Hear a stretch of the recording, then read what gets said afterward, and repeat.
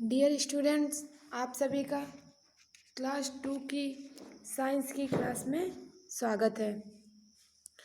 आज हम लोग पढ़ेंगे लेसन 6। लेसन 6 का नेम है जल। लेसन 6 का नेम है जल।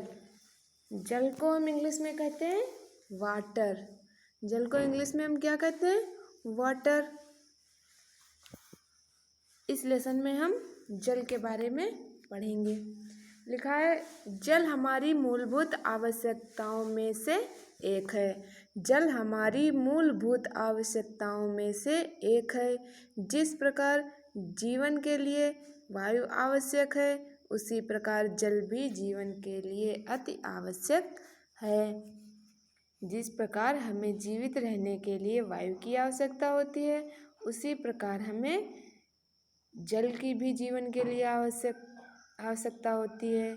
जल के बिना हम जीवित नहीं रह सकते। हमारी भांति सभी पेड़ पौधों तथा जीव जंतुओं को भी जीवित रहने के लिए जल की आवश्यकता होती है।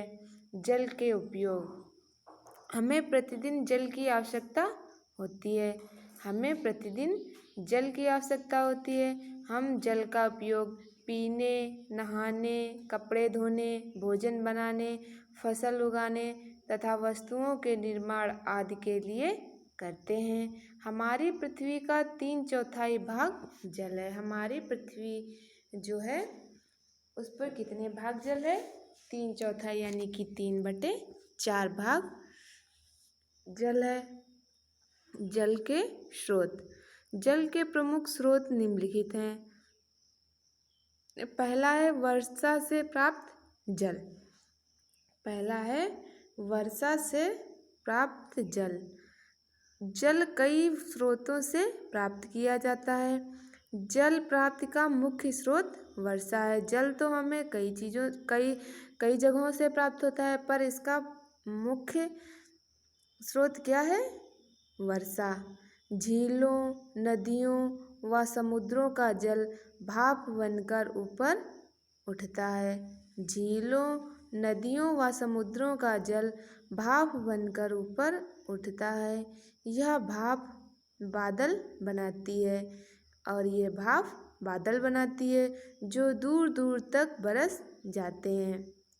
तो वर्षा कैसे होती है? जब वर्षा होती है तो कैसे होती है? जो हमारी झीलें, नदियाँ और समुद्र हैं, इनमें जो जल होता है वो जो भाप बनकर ऊपर उड़ता है, और ये भाप जो है, इस भाप से हमारे बादल बनते हैं और ये बादल दूर दूर तक बरसते हैं, जिसे हम वर्षा कहते हैं। वर्षा का कुछ जल कुओं, नलकूपों और हैंडपंप द्वारा निकाला जाता है। वर्षा का जल झीलों और तालाबों में इकट्ठा हो जाता है। वर्षा का बहुत सा जल नदियों द्वारा समुद्र में चला जाता है। अब आप सभी इसे ध्यानपूर्वक पढ़ेंगे। आज की क्लास में बस इतना ही। Thank you class.